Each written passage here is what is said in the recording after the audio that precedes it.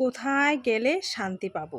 মনে হচ্ছে মেয়ে হয়ে জন্মানোই অপরাধ হয়ে গেল। কেন বলছি বলো তো? দেখলেই বুঝতে পারবে, জানতে পারবে। তো চলো আজকের দিনটা শুরু করি।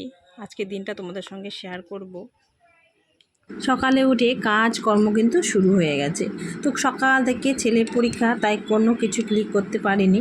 আর এই যে সকালে চলে এসেছে মাছ, এই মাছগুলোই রান্না হবে। তো যতটুকু পারবো তোমাদের সঙ্গে শেয়ার করব।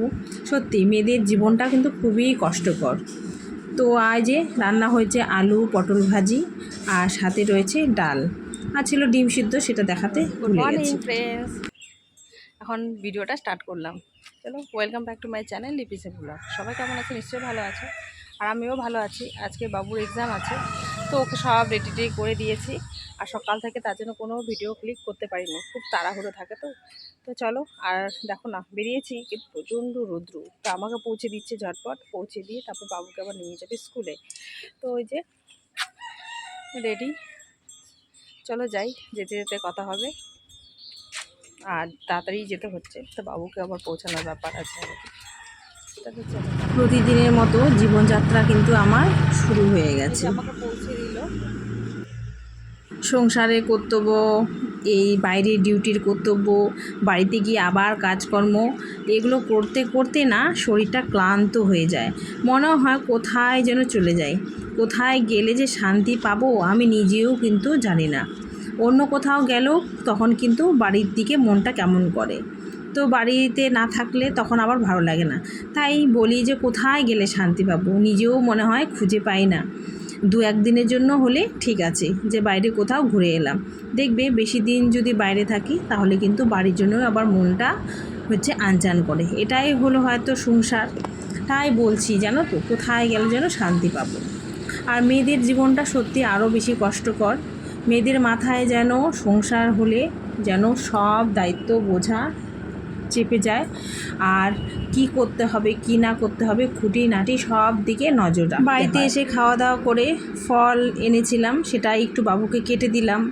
আর কেটে না দিলে তো ছেলে খেতেও চাইবে না। এই যে কেটে দিয়েছে, এটাও মনে হয় আর খেতে পারবে না, জানো তো, খেতেই চায় না ফল।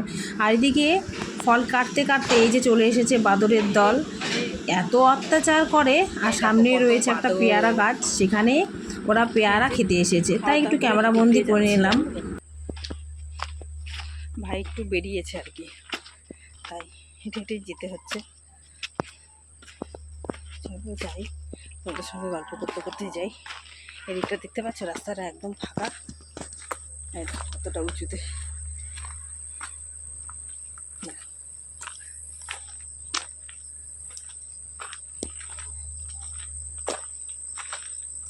এদিক দিয়ে জানো তো অনেক বড় বড় সাপ আছে, বাদর আছে, কত কি আছে এদিকে।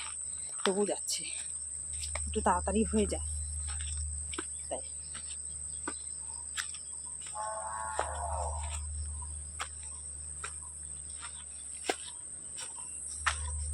ওই যে উপরে উঠে গেলাম। আর মেয়েদের জীবনটা কষ্টকর কেন বললাম বলো তো? তুমি যেখানে বাইরে কাজ করতে যাও না কেন, হাত পা নাড়িয়েই কিন্তু তোমাকে বাড়ি থেকে বের হতে হবে। আর বাড়িতে এসেও কিন্তু শান্তি পাবে তা কিন্তু নয়। যেহেতু সংসার আছে, সেই সংসার ধর্ম পালন করতে হবে। আর বাড়িতেও কিন্তু কাজকর্ম শুরু করে দিতে হবে। যতই বাইরে কাজ করি না কেন, বাড়িতে এসে কিন্তু খুন্তিটা নাড়তেই হবে। হয়তো সব ছেলের ক্ষেত্রেও নয়।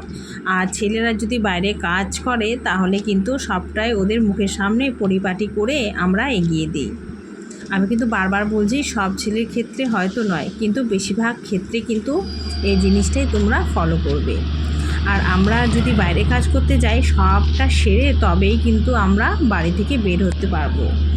তাই মাঝে মাঝে না অনেক সময় জানো তো বিরক্ত লাগে, মানে কোথায় সব ছেড়ে চলে যায় বাইরে কোথাও, কেউ চিনবে না, কেউ জানবে না, কোথায় গিয়ে চুপটি করে বসে থাকি, যতই বলি না কেন সময় কাটাই, কিন্তু আমি করতে পারবো না, সেই বাড়িতেই ডিউটি সেরে চলে এলাম সন্ধেবেলা একেবারে।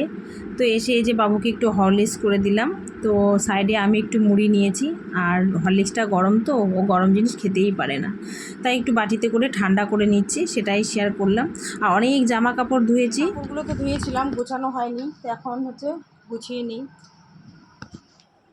আর বাড়িতে এসে এই যে রেস্ট করতে পারবো তা পারবো না, কাজ আগের থেকেই রেডি করা থাকে, একটার পর একটা করতে হবে।